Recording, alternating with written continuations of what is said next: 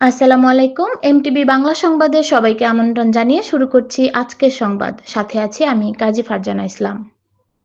সাতক্ষীরায় পাম্পে দীর্ঘ সারি, কালোবাজারি ও স্বজনপ্রীতির অভিযোগে বাড়ছে ভোগান্তি। আজহারুল ইসলাম সাদির প্রতিবেদনে দেখুন বিস্তারিত। সরকারি আশ্বাসে জ্বালানি তেলের সরবরাহ স্বাভাবিক থাকার কথা বলা হলেও সাতক্ষীরার বাস্তব চিত্র এখনো সংকটময়।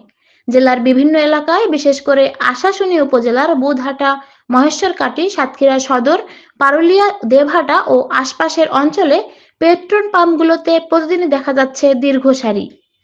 ঘন্টার পর ঘন্টা অপেক্ষা করেও অনেক চালক তেল না পেয়ে ফিরে যাচ্ছেন। ফলে বাড়ছে ভোগান্তি ও ক্ষোভ।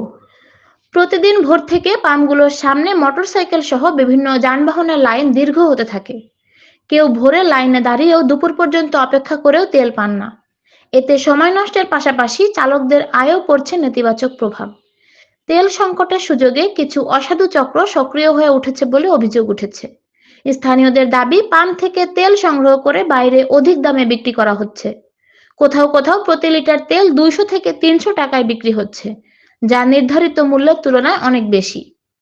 এক মোটরসাইকেল চালক ক্ষোভ প্রকাশ করে বলেন, লাইনে দাঁড়িয়ে তেল না পেলে পরে বাধ্য হয়ে বেশি দামে কিনতে হয়, না হলে গাড়ি চালানোই বন্ধ হয়ে যাবে। এদিকে অনেক পাম্পে স্বজনপ্রীতির অভিযোগও উঠেছে। লাইনে দাঁড়িয়ে থাকা সাধারণ গ্রাহকদের পাশ কাটিয়ে পরিচিত বা বিশেষ ব্যক্তিদের আগে তেল দেওয়ার অভিযোগ করেছেন ভুক্তভোগীরা।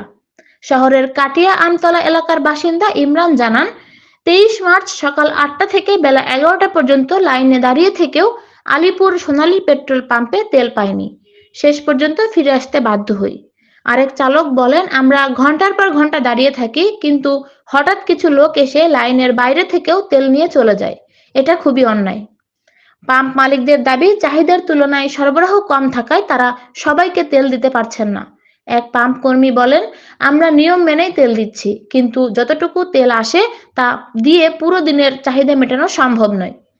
তবে ভুক্তভোগীদের মতে, সরবরাহ কম থাকলেও সুষ্ঠু ব্যবস্থাপনা থাকলে এই বিশৃঙ্খলা অনেকটাই কমানো সম্ভব ছিল। জ্বালানি সংকটের প্রভাব পড়েছে পরিবহন খাতেও। নিয়মিত তেল না পাওয়ায় অনেক যানবাহন সড়কে নামতে পারছে না। ফলে যাত্রী ভোগান্তির পাশাপাশি ভাড়া বৃদ্ধির প্রবণতাও দেখা যাচ্ছে। গ্রামীণ অঞ্চলে, যেখানে ইঞ্জিন চালিত ভ্যান ও মোটরসাইকেলকেই প্রধান বাহন, সেখানে এই সংকট মানুষের দৈনন্দিন জীবনযাত্রাকে মারাত্মকভাবে ব্যাহত করছে। স্থানীয়দের দাবি, কৃত্রিম সংকট, কালোবাজারি ও স্বজনপ্রীতি বন্ধে প্রশাসনের কঠোর নজরদারি জরুরি। নিয়মিত অভিযান, অভিযোগ গ্রহণ এবং দ্রুত ব্যবস্থা না নিলে পরিস্থিতি আরও অবনতির আশঙ্কা রয়েছে। সচেতন মহলের মতে, প্রতিটি পাম্পে সরবরাহ ও বিক্রির তথ্য প্রকাশ বাধ্যতামূলক করা এবং ডিজিটাল মনিটরিং চালু করলে অনিয়ম অনেকটাই কমে আসতে পারে। সব মিলিয়ে জ্বালানি সংকট এখন শুধু সরবরাহের ঘাটতি নয়, এর সঙ্গে যুক্ত হয়েছে অনিয়ম, কালোবাজারি ও স্বজনপ্রীতির অভিযোগ। ফলে সাধারণ মানুষের ভোগান্তি বহুগুণে বেড়ে গেছে। সাতক্ষীরার মতো অঞ্চলে, যেখানে সড়ক পরিবহনের ওপর জীবনযাত্রা অনেকটাই নির্ভরশীল, সেখানে দ্রুত কার্যকর পদক্ষেপ না নিলে পরিস্থিতি আরও জটিল হয়ে উঠতে পারে।